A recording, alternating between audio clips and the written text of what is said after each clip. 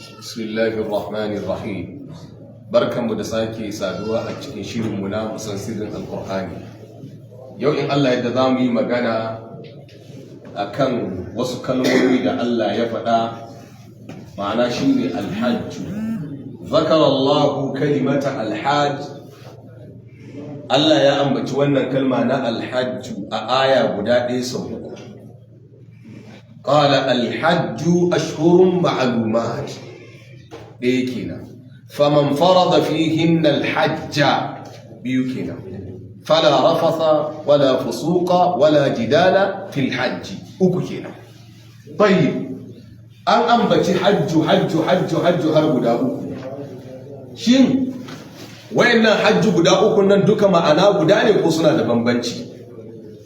Malamai suka ce da aka ce alhajju na farko, alhajju ashhurun ma'lumat wa hadha yadullu ala zamanil hajj.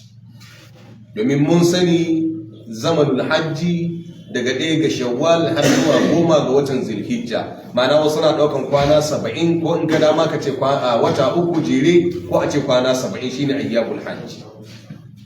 Zamanul hajj.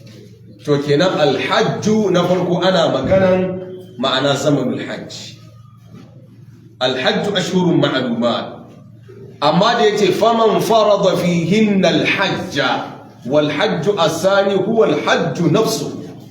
Ma'ana shine hajjin da ka sani, hajji din shi ake magana. Amma alhajju na farko kana garin ku ba kana ciki, tunda kayi niyya kuma kana cikin watan Shawwal ko baka tayi ba, ya shiga zamanul hajji ne. Amma alhajju na biyu ana magana hajjin da ka sani, hajjin ita ne.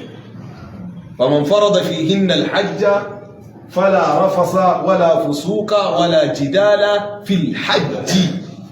والحج الثاني هو يشتمل مكان الحج وزمن الحج وهو الحرم.